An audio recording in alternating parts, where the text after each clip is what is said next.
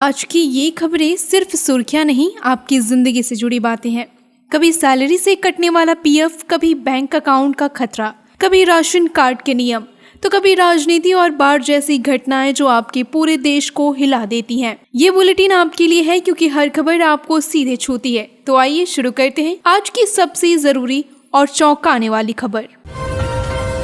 Bharat America के रिश्तों में दरार। दोस्तों, आज से अमेरिका ने भारत पर भारी 50% टैरिफ लगा दिया है। इस फैसले से पूरी दुनिया चौंक गई। कहा जा रहा है कि ट्रंप भारत के रूस से तेल लेने और पाकिस्तान के साथ संघर्ष विराम का श्रेय न देने पर नाराज है। सबसे अहम बात यह है कि अमेरिका भारत का सबसे बड़ा ट्रेड पार्टनर है, फिर भी ऐसा कठोर कदम उठाना सभी को सोचने पर मजबूर कर रहा है। अमेरिकी मीडिया ने भी इस फैसले पर बड़ी प्रतिक्रिया दी है।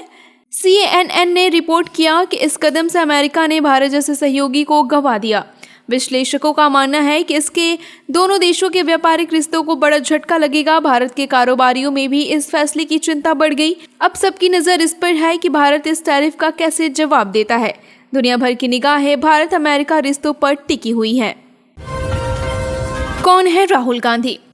राहुल गांधी भारतीय राजनीति का एक जाना पहचाना नाम है। वे देश के पूर्व प्रधानमंत्री राजीव गांधी और कांग्रेस नेता सोनिया गांधी के बेटे हैं। इनका जन्म 19 जून 1970 को हुआ था। इन्होंने पढ़ाई अमेरिका और ब्रिटेन में की और भारत लौटकर एक टेक्नोलॉजी फर्म भी शुरू की। राहुल की बहन प्रियंका गांधी भी राजनीति में सक्रिय हैं। राहुल ने 2004 में अमेठी से पहली बार लोकसभा चुनाव जीता। बाद में उन्हें कांग्रेस पार्टी का उपाध्यक्ष और फिर अध्यक्ष बना दिया गया। 2019 में अमेठी से हार का सामना करना पड़ा, लेकिन वायनाड से चुनाव जीता।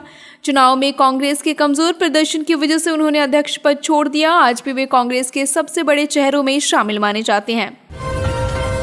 जम्मू में ट्रेनों पर ब्रेक। जम्मू क्षेत्र में खराब मौसम ने हजारों यात्रियों की मुश्किलें बढ़ा दी। विभिन्न रूटों पर ट्रेनों को रद्द करने का बड़ा फैसला लिया गया। जानकारी के मुताबिक 22 ट्रेनें प्रभावित हुई। इनमें से 9 ट्रेनें सीधे माता वैष्णो देवी कटरा से जुड़ी थी। बाकी ट्रेनें जम्मू और उधमपुर तक जाती थी, उन्हें भी रोका गया। ये कदम यात्रियों की सुरक्षा को देखते हुए उठाया गया। रेलवे विभाग हालत पर लगातार नजर बनाए हुए है। जो यात्री यात्रा की तैयारी कर चुके थे वे अब असमंजस में हैं। हालांकि मौसम सामान्य होने पर रूट बहाल किए जाएंगे। इसी बीच रेलवे प्रशासन ने यात्रियों को धैर्य रखने की अपील की। गणपति विसर्जन की परंपरा। गणेश चतुर्थी पर घरों में गणपति मूर्ति की स्थापना की जाती है। मूर्ति का विसर्जन विशेष विधि विधान से करना जरूरी माना गया। लोग अपनी सुविधा अनुसार विसर्जन का दिन तय करते हैं। कुछ लोग चौथे दिन ही विसर्जन कर देते हैं, तो कई परिवार 5वें, 7वें या फिर 11वें दिन बप्पा विदाई करते हैं। इस परंपरा को अत्यंत शुभ और पवित्र माना जाता है। विसर्जन के दौरान भक्त गणपति से अपनी मनोकामनाएं मांगते हैं। भक्त गीतों और जयकारों के साथ बप्पा की विदाई करते हैं। विश्वास है कि गणपति 1 साल बाद फिर से घर में आएंगे। यही भावना इस पर्व को और ज्यादा खास बनाती है। गांव में बीमारी की दहशत। एक गांव में अचानक दर्जन भर लोग बीमार पड़ गए। ग्रामीणों का दावा है कि ये बीमारी डायरिया की वजह से फैल रही है। कुछ मौतें भी होने की खबर सामने आई। गांव का माहौल बेहद चिंताजनक हो गया। मेडिकल टीम तुरंत गांव में इलाज के लिए पहुंची। कई डॉक्टर और नर्स वहां कैंप लगाकर उपचार कर रहे हैं। बीमारों को दवाइयां और जरूरी सुविधाएं दी जा रही हैं। स्थानीय प्रशासन हालत पर नजर रखे हुए पानी और खाने की जांच भी कराई जा रही है। लोगों से अपील की जा रही है कि ज्यादा सतर्क रहें। बरेली में धर्मांतरण गिरोह के पर्दाफाश। बरेली में धर्म परिवर्तन कराने वाले गिरोह का बड़ा खुलासा हुआ। पुलिस जांच में इसका नेटवर्क कई राज्यों तक फैला बताया गया। आरोपियों की ट्रैवल हिस्ट्री सामने आने के बाद मामला गंभीर हो गया। पुलिस ने 21 बैंक खाते जब्त किए। इन खातों में लाखों रुपए का लेन देन हुआ। विदेशी फंडिंग की आशंका भी जताई जा रही है। आरोपियों से लगातार पूछताछ जारी है। इस खुलासे ने पूरे पुलिस महकमे को सतर्क कर दिया। अब कई राज्यों की खुफिया एजेंसियां भी इसमें शामिल हो रही हैं। गिरोह और सदस्यों तक पहुंचने की कोशिश तेज कर दी गई। मां की हत्या पर गुनगुनाता बेटा। छत्तीसगढ़ के जशपुर से दिल दहला देने वाली वारदात सामने आई। एक बेटे ने अपनी मां की कुल्हाड़ी से बेरहमी से हत्या कर दी। वारदात के बाद वो शव के पास बैठकर गाना गुनगुनाने लगा। ग्रामीण इस नजारे को देखकर दंग रह गए। गांव वालों ने आरोपी को पकड़ने की कोशिश की, लेकिन बेटा कुल्हाड़ी लेकर लोगों पर भी हमला करने दौड़ा। पुलिस ने बड़ी मुश्किल से आरोपी को काबू में किया। मां ने जिसकी परवरिश की, उसी बेटे ने उसकी जान ले ली। गांव में इस घटना के बाद मातम छा गया।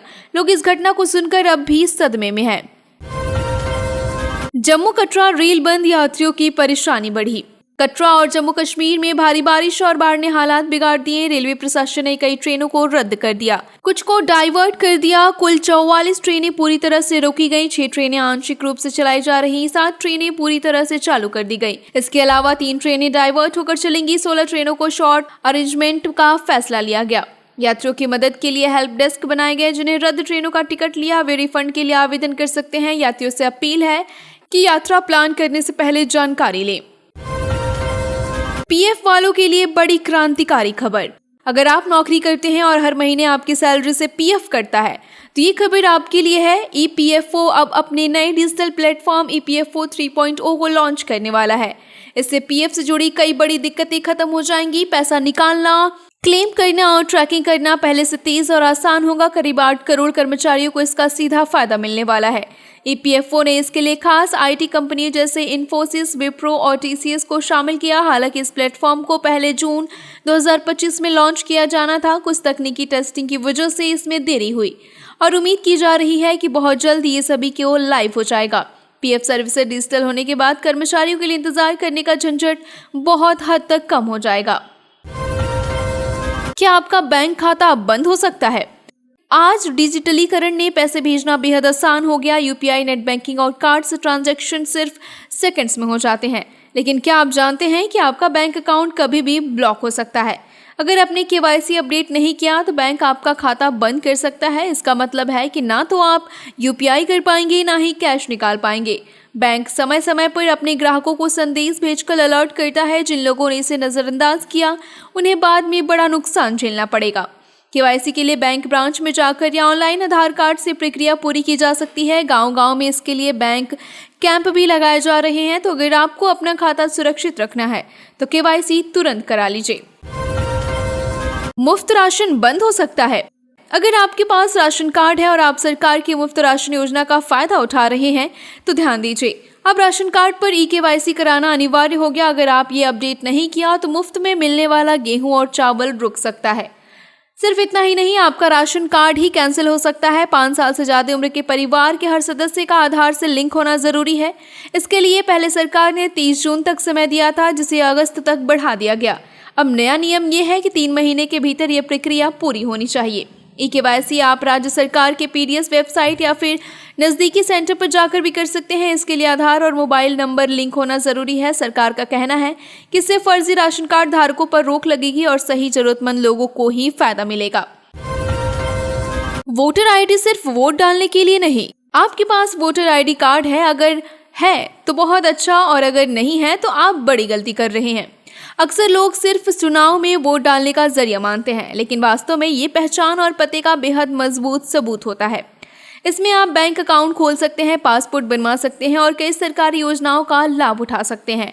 यह आपके एड्रेस प्रूफ के तौर पर भी काम करता है। अगर आप एक शहर से दूसरे शहर नौकरी या पढ़ाई के लिए जाते हैं तो वोटर आईडी बेहद काम आता है। विदेश यात्रा के समय पासपोर्ट बनाते वक्त भी ये एक मान्य डॉक्यूमेंट है। यानी वोटर आईडी सिर्फ लोकतंत्र में अधिकार जताने का साधन नहीं, बल्कि रोजमर्रा के कामों में भी जरूरी है। इसके बिना ना तो आप चुनाव में वोट डाल सकते हैं और ना ही कोई सुविधा का लाभ उठा सकते हैं। तो यदि आपके पास वोटर आईडी नहीं है तो जल्द से जल्द इसे बनवा लेना ही समझदारी होगी।